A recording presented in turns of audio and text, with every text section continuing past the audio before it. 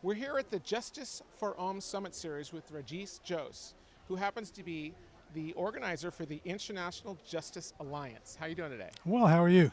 Very good. Tell me how the series went for you, and we had all those speakers.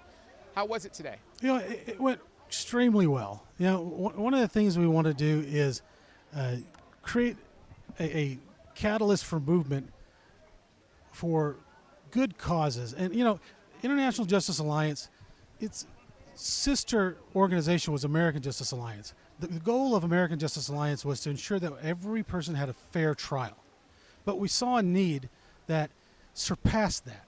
See, it wasn't good enough that we were seeking out to help those that were maybe wrongfully convicted or had, seen some injustices in their lives. We felt that in order to fully use our, abilities to help as much as we could, we decided to change into International Justice Alliance, where now not only do we still try and fight for people to receive a fair trial, we also try to address important issues like racial disparities in this world, the climate crises, and what are some solutions that could be done to fix that.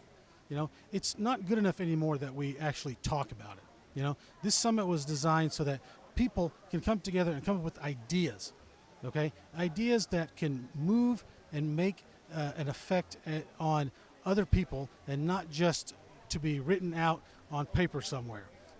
Hopefully, as this movement spreads, people realize that the root causes of racial disparities and racial injustices in this world are the same root causes that have caused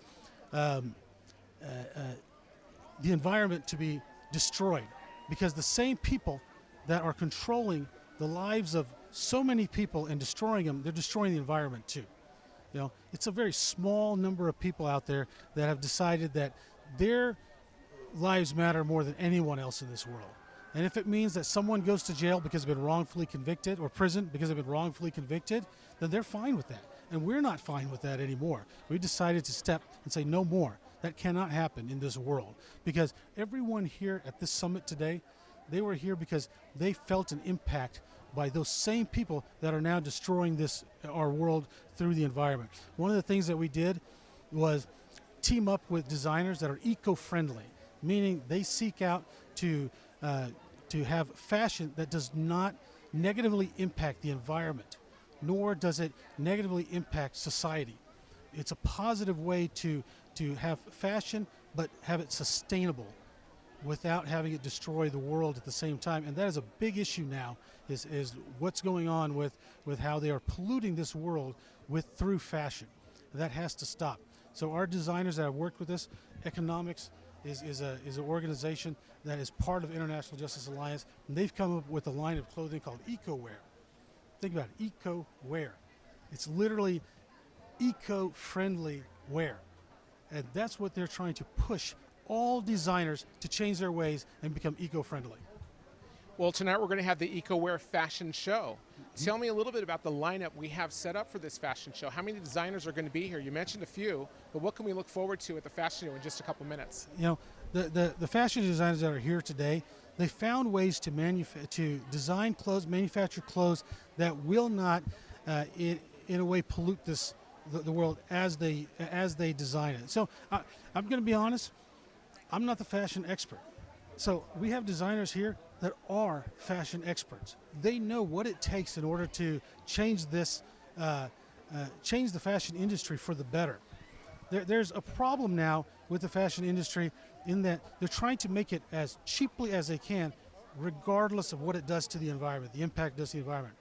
We have a designer here that is working with hand weavers versus machine weavers, because that does not impact the environment as much as the industrial machine does in order to make clothes.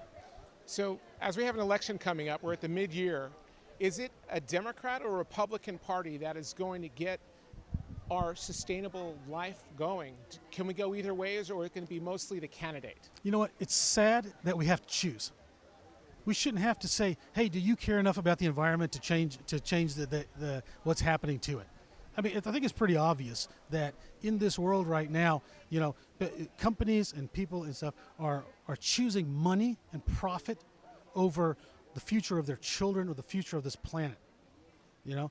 And if we have to say that, hey, a Democrat should be the one that changes this versus a Republican that changes this, I think then we're in a world of hurt, you know. And that's the problem. Everybody wants to take sides. There's no unity.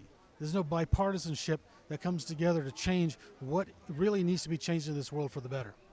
The same controversy with abortion, legal abortion in all these states. It's just another thing that's on our list of our justice system and what we're voting for. You know why? It's because people want to have their opinions matter more than other people. And I think the problem is this. You and I, and each and one of us, we're different, okay? But if we hold ourselves to be higher than the next person instead of equal to the next person, you know, I think then what will happen is we're going to find ways to fight each other over what our own personal beliefs are. And that's not the way that life should be, you know? If Jesus told us to love each other above all else, all other things is to love each other, you know? It wasn't any specific agenda. Love was all that was required for us to be like Jesus. Rajish, thanks for your time today. Thank you. And Appreciate some it. political ideas along the way. It was very good. Yes, thank you very much. Thank you.